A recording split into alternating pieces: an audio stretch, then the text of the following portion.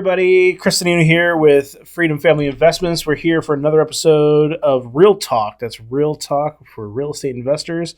Episode 90. Episode 90. Wow, Yep. We're getting up there. I'm joined today by Darcy. Hello. She's here joining me again. We just recorded a vlog about how to build your property portfolio. So today we're going to dive a little bit more into the nitty-gritty details, kind of building off that vlog that we just set. So the big topic was, do your research. We're not going to dive too much more into that because it's pretty straightforward. Get involved with people, talk, get out there. Right. You can pull the trigger eventually. Yeah. Learn, do something. Learn as much as possible and talk to the people that have done it. Right. Once you've learned and gotten yourself familiar with some of the different strategies, which we'll go over a little bit here too, understanding the terminology is important. So we're going to go over just a couple things and detail on how we calculate a couple specific things that a lot of our investors want. They want to see when they're making decisions about properties. So first one is cash on cash. And we kind of went over this a little bit in the other one, but I felt it was kind of important to not do a big breakdown, but just go over what our numbers are, because for a first-time investor, you might hear these terms like we're talking about, find out what the terms are and how to implement them. But if you don't know the formulas, it's kind of hard to actually calculate the numbers to make them make sense. So cash on cash for one of our properties on 221 East Siebenthaler here in Dayton, that would be using our pro forma. You would look at your annual cash flow, which is the amount of money that the property generates for the year, less the expenses. Right, like rent. Right. Expenses. Yes. So that total for that property is $4,670.09. So that's what your cash flow would be. And I've had people kind of ask me in conversation, even though like our numbers are based on the properties actually being tenanted and rented and cash coming in, sometimes they still ask, is it rented? And I feel like there might be a bit like of a disconnect sometimes. So getting a turnkey investment property means like there's a tenant in there and it's been rehabbed and it's actually cash flowing and making money. So right.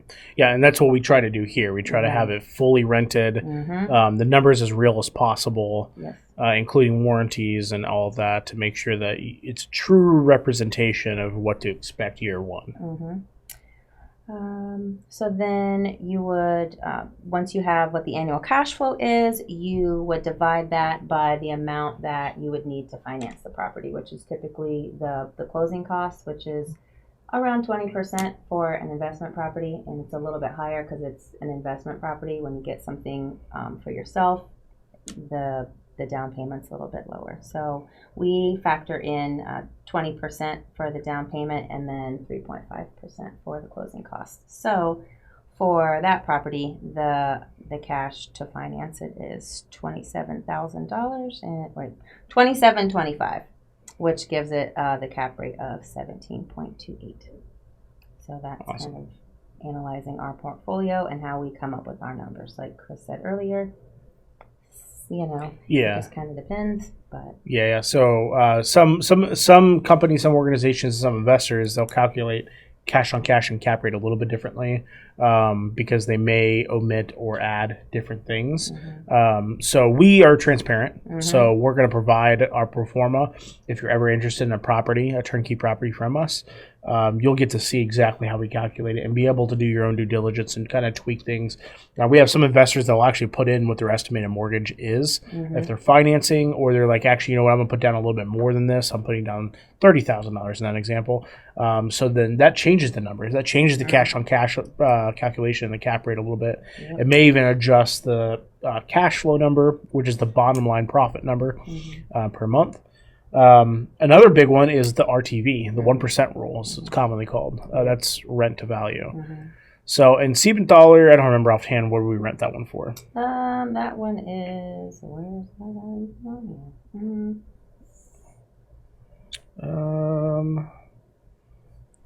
1,100. Yeah, $1,100. This property we're currently asking for what? 115. Yep. Yeah, so we rented for $1,100. And after doing a market analysis and figuring out what the property would go for as an investment on the market, if we were to list it on the MLS to sell it, we determined that the rent is about where it needs to be in order to sell it at a 1%. It might be just a notch below it. It might be at like a 9.8 or a 9.9 because the 1% rule or the RTV rule is that the rent is at 1% or better than the value. So in this situation, the property is listed for sale at $115,000. And the rent is at $1,100, so it's just right there at the 1%.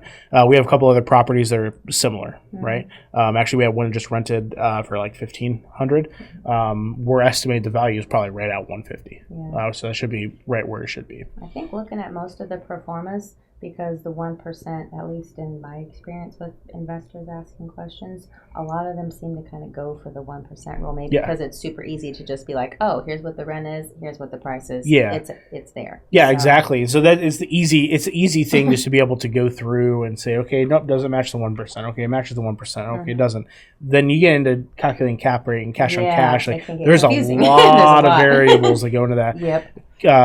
We could have one class on each one of these on how to analyze it, what could be in there, what could not be in there. So and sometimes and sometimes the 1% rule is just it's just literally one number. Then you're able to just say, okay, this doesn't fit what I need. Now you obviously have higher risk if it's below the 1% RTV. Cash flow is better if it's above it, right? So you can kind of tweak those numbers a little bit. We have some investors that they look at the 1% and they're like, okay, it's at 1%, but I prefer a 1.2. Like, okay, well, after year one, we can bump the rent to 5%. Yeah, that's the other thing. Rents 5 to 10%. Yeah, so like, and over the course of time, like your mortgage is paid down, you may be able to refinance at a lower rate, and that's going to help your RTV. So there's lots of strategies and go into getting a more attractive number if it comes down to that. But I love the RTV. Actually, it's one of the things that I always do when I'm looking at investing is like, okay, what's the rent to value? Yeah, that's the main thing that I look at too. Because like you said, the other numbers, there's a lot of stuff that goes in or doesn't go in, but 1% is super easy to figure out. Yeah. So you were talking about 20% down for investment property. It's a little bit more than what a traditional retail sale would be for somebody to live in a property. Investment properties are calculated a little bit different. You want to go a little bit more into that? Yeah, because somebody actually asked me that the other day because we were talking about investment properties versus a property for them to move into, and they didn't like the fact that they had to put 20% down payment. But kind of explaining it, like the lenders are looking at it as it's an investment property. There is a little bit more of a risk, so they're going to want a little bit more money down. So versus something that you're going to actually be living in, you're making that, maybe your forever home, your first time home, and you're going to stay in it and take care of it like it's yours. When it's an investment property, you're having tenants in there, and hopefully there's always a great tenant, but as everybody knows that has investment properties, sometimes that doesn't happen. Right, so exactly. There's a little bit more risk involved, and you're also using the property to make money. So the lender's probably like, oh, you're making money? I want to make a little bit more money too. So I'm going to need a higher down payment. Right. So. Right. Yeah, there's definitely, and we've seen situations where they have to put down less than 20%. We've seen situations they have to put down more than 20%. Yep. So that comes down to lender selection too a little bit. I'm currently getting ready to close on a primary residence for myself. Oh, okay. We had to go through a lender too. Yep. Because we had to find the rate that works with us and that fits our budget, that fits what we need. We're not opposed to people hopping lenders if they need to get better rates or they need to get maybe they don't like something on the appraisal or they don't like something, like it's okay to shift. Lender shop 100% lender shop, and that's part of your due diligence in my opinion. Like when you're doing your research, investors keep talking about ABC lender. And a lot of people are saying, hey, look, they can work with you. Old Fort Bank is one that's local. I've never thought to use Old Fort Bank, but like they're like, yeah, they're great for investors in the market. And I was like, that's a new one. Okay. So like that's one that we're probably gonna add to our list for our local investors. Like, okay, well, hey, this is a bank that we use locally. Like, that might be a good idea. A couple others, credit unions. Yeah, those are great. Those are great because they're local. So we have a couple big ones in the area that all tied to Right Pat. So it's like, shop around. Yes. And honestly, and this is the big thing, you buy a single family home with lender A and you go to buy another one, maybe lender A is not the best for that investment. It's okay to have loans in multiple locations if you have to, because no two assets are the same. Nope. So you might have to shift it around a little bit. So lender shop, 100%, definitely a must.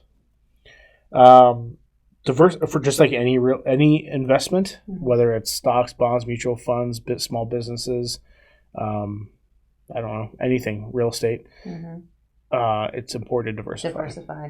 Yeah. You don't want to have all of your eggs in one basket. Yeah. So if your bread and butter is single family homes, you love to have 2 and 3 bedroom single family homes, tenanted, and you use a form of the BRRRR strategy where you buy, renovate, refinance, repeat. That's fantastic, great, but don't just do that. I highly encourage people to get into a couple different things. So I always go back to my personal experience. You're an investor too. You own properties. I own a rental. Actually, I'm about to have a second rental. But I do private money lending. I lend on projects tied to real estate, usually first position on mortgages. For me, I manage, part of my job here, Freedom, is to manage our property management division. So there's a lot of assets that I manage on the day to day. I don't want to go home and manage more properties. Right. So having more passive stuff like debt funds, syndications, mailbox money, where it just gets sent to you, quarterly, semi-annually, annually, whatever. That's a good form of real estate investing. The rentals is good. I like the appreciation the rentals have too. I love the fact that I get to pay down my mortgage while the property appreciates in value, and I'm getting money each month. Back. Right. Yeah. So I'm kind of you're getting it everywhere, right? I love the interest money though too. Don't get me wrong. So do you when you're researching all these different methods, think about ways that you can diversify into those things. So I go to the BRRRR strategy because it's a very, very popular thing. When you're doing your initial due diligence, you're going to find the BRRRR strategy mentioned, and people have made millions of dollars doing the BRRRR strategy. One of my favorite things is one of our investors here. We manage several properties for him. He started with very, very few properties, and he has slowly done the BRRRR strategy on all of them. And he's now in a position where he's paying off mortgages with rents from other properties. And he's refinancing, pulling cash out, and dumping them into the funds and syndications and other things. So now the properties are getting close to paid off, and he had pulled money out of them before he paid them off to then fund other things. And now he's just using his properties as a bank. Yeah, that's what most people do. It's what you should be doing. That's what you should right? be doing. Yeah. So you don't have to bank shop all the time. Yeah, you don't have to bank shop. You don't have to bank shop as much. Yeah, exactly. You have your own banks. Exactly. And so there's a big power in that. And then you can also, when you were talking about you getting your own home, obviously you're probably not going to have any equity in there because you're just buying it. But for people that maybe just want to get started and all they have is their home, they can get a home equity line of credit and use that money to have it be mailbox money or use it as a down payment for something else. So then they can actually get a monopoly piece on the board. Yeah, exactly. And that's actually the hardest deal to do is your first one. It is. After you've done the first one, you're like, this is cake. Right, I got this. Yeah, I got this. I'm going to do more, as many as I can. Well, and the other thing is that first one, you're going to make a mistake. You're going to make a mistake on your 10th one. Oh, yeah, 100%. All of them. But when you get that first one to play, that you've removed probably 80%, 90% of your fear. And then after that, then you're like, okay, this didn't work out. This worked great. I don't really like this area. I should maybe move here. You can start kind of playing chess with your investments, and then it ends up being a very lucrative situation. And then talking to other people, like we said before, networking, find different stuff online, different groups, because, if you're a first-time investor or you're, at your 10th or 15th, 20th property, you can always learn something.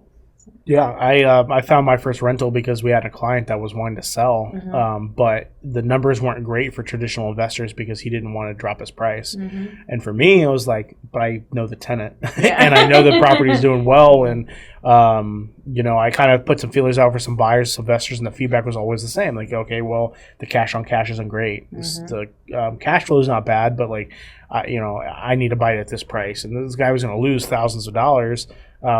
Trying to sell it traditionally. And so for me, I was like, I can do a creative deal for you. I'll put X number of dollars down. I'll pay the mortgage. Like, we'll put a mortgage on it, and I'll pay you. It was a seller finance deal. That was me too. Yeah. I got one of those too. They're great. Yeah, and then after that, I just ripped the Band-Aid off of my rental portfolio. I was like, all right, we're good. There we go. Yeah. And we're off. Yes. Seller financing is great. It's a good tool. It is a good tool. It's a good tool. We could do a whole podcast on that, actually. We could. Yeah. There is risk in all investments, right? Yeah. So we talk about seller financing. That's a way for you to leverage your money in a way where you don't have to go lender shopping. You can traditional seller financing, at least in my experience, usually the seller owns the property outright, or they owe very, very little on it.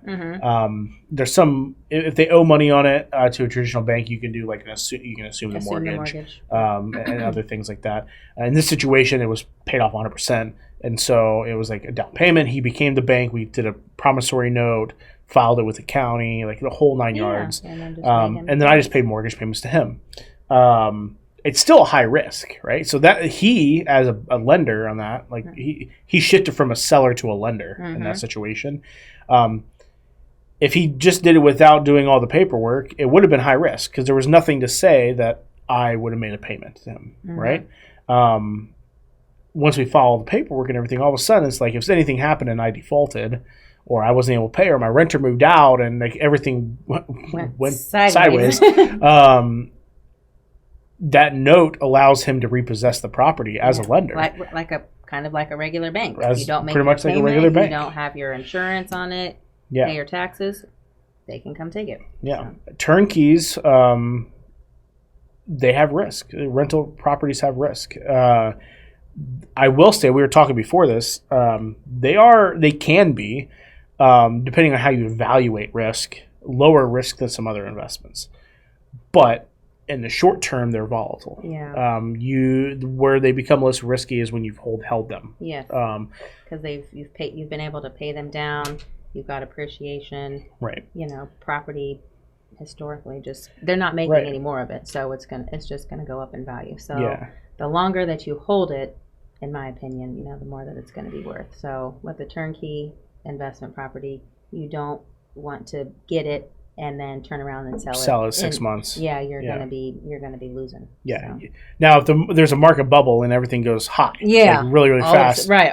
Maybe you refinance it and you'll get a lower rate because there's a demand there. Lenders are going to lend on it more because it's appreciated so much. Maybe you'll pull some cash out, make your cash on cash better, roll into another deal. But if you ask investors that invest in 2008 or prior to 2008 that are no longer investing now, is real estate a good investment? They're going to tell you no, because they've lost thousands, millions of dollars. Yes. But those that stuck through it, and they're in a much better position now because the market is in a lot better position than it was in 2008, or even immediately following that crash. It's the same thing with stock, bonds, and mutual funds. Like, they may dip. We talk about Tesla stock dropping because Elon Musk did something fancy with SpaceX. Like, it happens, right? And it's going to drop, and you may lose money in the short term, but historically, it's going to come back up. And real estate's the same way. The cool thing is, in my opinion, and I might be a little bit impartial to rental real estate, is you have a 12-month lease with a tenant in most cases. It's like a business relationship. Like, if you're not happy or they're not happy, you can terminate the relationship if it's not working out and find a better one. Exactly. And then when you find a better one, hopefully the rents have gone up. The rents have gone up, and then you can get more money for that too. Also, with that though, is like it's a 12-month contract, so they're legally bound to that for that period of time, and so one or both parties determine that contract's not going to go through, as you said. But historically, we don't drop rents. No. Like, worst case scenario, you rent it for the same exact amount. Right.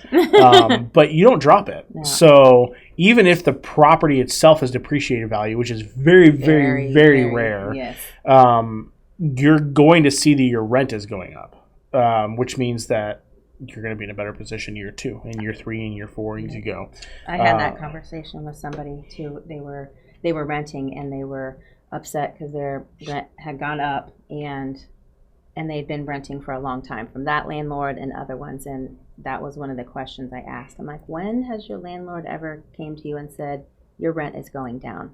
I promise you it was dead silence. Yeah. Like that doesn't happen. Exactly. It's just going to go up just like inflation. Gas goes up, food goes up, property taxes go up. Your rent's going to go up too. Right. So right, exactly. for investors, that's great. Yeah, and honestly, even if property taxes go up and there's additional expenses the owner's incurring, they're not passing all of those expenses to the renter. It's more of a, my property taxes went up 12%. Your rent's going up 5%. Right. Like, we're not talking about like a tick for tack like increase. But market steadily. I mean, I usually don't go below a 5% increase.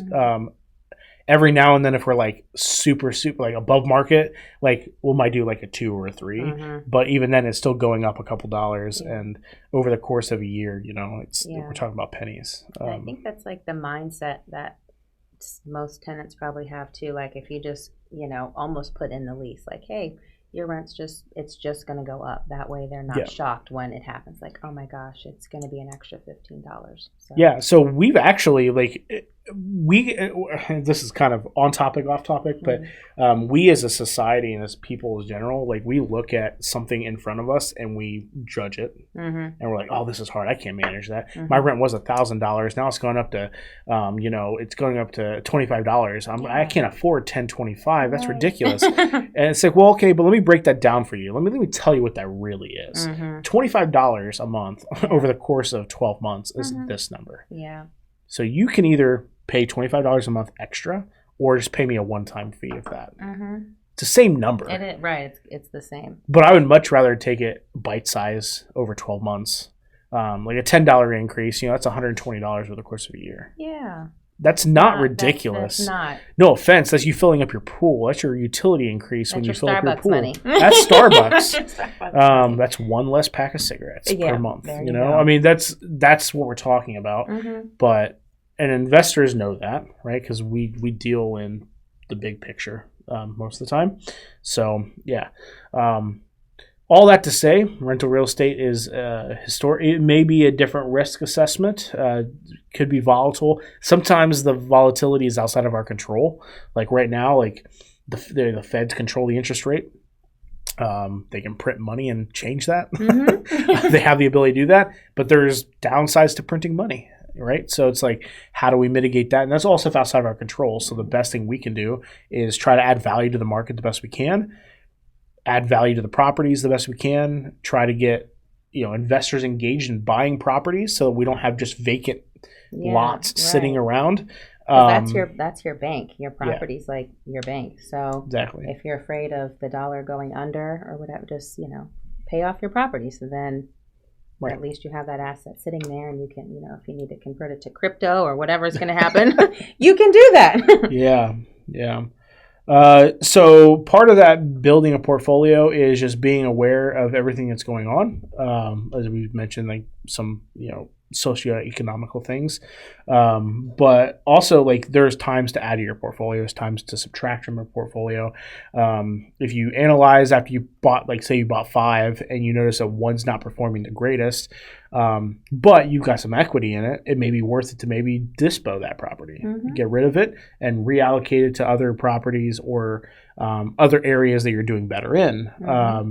Like we just closed on a property in Hartstown, up near Cleveland. It's a multifamily property. Like when we were raising money for that, like there were offerings out where people can invest money in that. Maybe you don't have a property that's performing that great. You're like, but if I sell those, I can invest in a syndication and are 10 to 12% over 3 years. Every year, 3 years in this deal, right? It might give you better returns than what your property was, right? So being open to different strategies, adding to portfolios is also a good strategy to have. And that would give you the mailbox money. Yeah, you gotta love the mailbox. That's my favorite thing. Or a 1031. You sell Yeah. this, 1031s are interesting. Hopefully that stays in the tax code long enough. They keep talking about removing it from the tax code. They do, but they're not going to let it. I feel like we go on vote that away. Yeah, I feel like we go on like a 10-year cycle where we don't talk about it, and everybody's like, "Dude, 1031," and then all of a sudden like, "Yeah, we're going to take it away." Right. But 1031s are cool.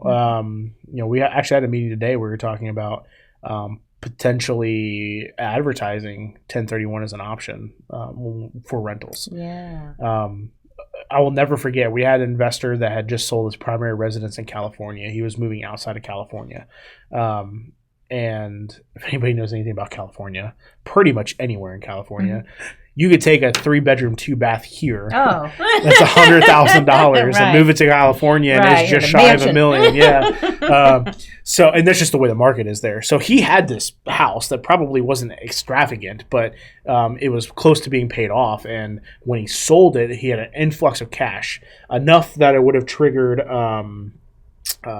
what's it called? The tax. Yeah. Capital gains tax. It was going to trigger capital gains tax. Because it's different if you're single or you're married. Yeah. It's like $500,000 if you're married. Yeah, so he wanted to not have capital gains tax, which is realistic. Right? That's a real thing. And so he was like, look, if I do a 1031, if I buy property or properties at a similar style, or not a style, but they call it like properties.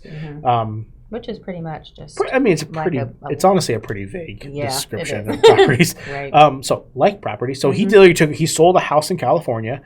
He took the capital gains out of that, all the profit from that property, and bought 4 rentals in Dayton. Now, he may have financed most of those, but he put down payments on every single property. No, that's smarter. And then all of a sudden, he's got properties that are paying him, $3,000 or $4,000 a month out of a property he sold. And then he also bought a new primary residence. So he bought some primary residence and then a couple rentals and just put down payments everywhere. And then it's a brilliant move. It's a great tax strategy. It defers your tax obligations on those properties as far as the income up front. So then he could use his rent from those properties to just pay his primary residence off, or even pay one of the rentals off. Right. I mean, I would pay the primary residence off too. personally. And then then he could do it again when he goes to move, because he's going to move eventually. We all do. He'll probably repeat the process if that is still in the tax code. He'll take the profits out of his primary residence. He'll put some down payment here and probably buy more investments. And it's a great way to do it. Honestly, it's a really underrated. Like, I wish more people did 1031s. Yeah. They're kind of hard on the transaction coordination piece to manage. If you don't identify your property in the it's like 120 days or something. Yeah. It's like 3 months. It's a short period of time. Yep. And you have to identify them and have at least a leg in toward the process of obtaining them. You can't just say, "Hey, I found this on Zillow. I'm getting that." Right. You actually have to contact the person. You have to be diligent. You have to go through the process. So that's pretty cool. If you don't have cash sitting flex, I know that I haven't looked in the stock market recently, so I don't know what it's doing. I've been just deep into real estate, so I haven't even paid attention. I don't understand the stock market. But let's just say you've got a influx of cash sitting in your 401k or your self-directed IRA. You can buy real estate rentals from those avenues. So you can use a life insurance policy. I think I read somewhere you can use a life insurance policy. You have to check with your provider on that, because I'm sure there's stipulations and rules. With everything. Not always. But that's a way for you to say, hey, look, I want to diversify past stocks. And you could buy a REIT, right? A real estate equity trust or whatever it is. Real estate equity investment trust. There you go. Which is tied to stocks. It's like all kind of that type of system. But you could just buy rental property. You could potentially invest in syndications. You could do funds and different things.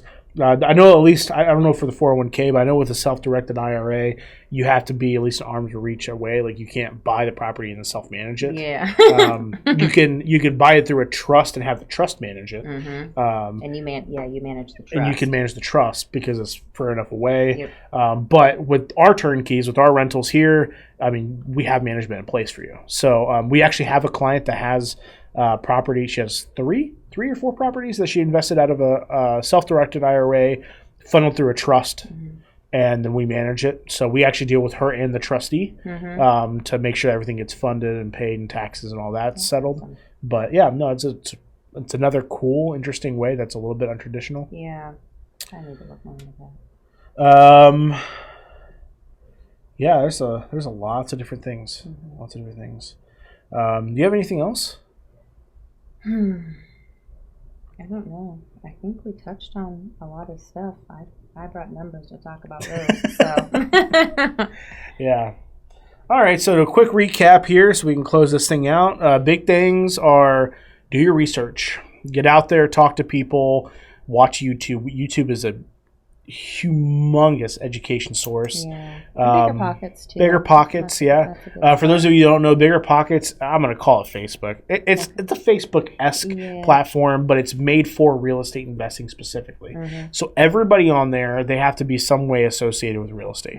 They can be an appraiser, an inspector, an investor. They could be a lender. Sometimes you have flippers in there. You have the rehabbers on there. So somehow they're associated with real estate. There's lots of cool tools on there too. This is not a sponsorship for Bigger Pockets, but we use them. They're pretty cool. Facebook, there's Facebook groups. There's meetups. There's literally a meetup app that you can kind of type in and say, hey, I want to talk about real estate. And they'll show you all these different classes, courses, people hanging out. Sometimes it's just at like a bar somewhere and they're just sit around talking about real estate. You just get involved the best you can. Reach out to us. We'd be more than happy to talk to you. And we won't even try to sell you anything. We'll just talk about it. Right. Just talk like this. Just talking about real estate. Just get out there. Just start learning. Figure out terminology. That's not just a level of competency when you're having conversation, but to truthfully understand what the terminology is. We talk about single family homes, like what is that, right? Multifamily, what does that mean? With the jargon flag, sometimes I say things like SFH, and people might not know what that means. So, from there, then you can kind of start planning. I know when I was first getting into real estate, I started just doing mock analysis. So I maybe not even had full intention to buy a property, but I wanted to run my numbers. I just wanted to say, okay, let me act like I'm going to buy this. Let me just run the numbers through, run a spreadsheet through. Okay, I don't like this. This is why. Do a little bit of research. Okay, if I tweak this, is okay, and just learn. Just learn as much as you can. So that way, when you find the one, right, when you get through your analysis paralysis. Yeah, that's a great word. When you find one, you're like, hey, I think this is the one. I've run my numbers. Everything looks great. That way you can just pull the trigger. You're not having to do all of your research. You've already done a lot of it. And looked for lenders in the meantime, too. Yeah. Build relationships, for sure. From there, hook up with organizations like Freedom Family Investments, other ones in other markets, too, that are going to be your partner in helping you navigate this. We are big advocates. If we don't service a certain market, we'll hook you up with somebody that we work with in those markets because we network a lot. And those people do the same for us. So we all work together. The goal is to add value and create win-win situations. So lastly, it's okay to have like a niche, like a little area that you love to live in, but we always ask to try to keep your blinders off and try to find unique opportunities that are outside maybe your wheelhouse. Challenge yourself a little bit. It's okay to get out there and explore. Okay. All right, so I think that's all for us today. We do ask that if you like the content today, like and subscribe. Provide us some feedback. If you click around and you find other things that you like to hear, but you want to know more about the topic, let us know. We are more than happy to circle back around to other old topics to kind of give a fresh take on it. I think we're due for a rent analysis. A new rent analysis one. because the market shifted a lot. Yep, again. But for now, we like to sign off these by saying invest smart. And live happy. Take care. Bye. Nothing on this show should be considered specific personal or professional advice. Please consult an appropriate tax, legal, real estate, financial, or business professional for individualized advice. Opinions and information on this show are not guaranteed. All investment strategies have the potential for profit or loss.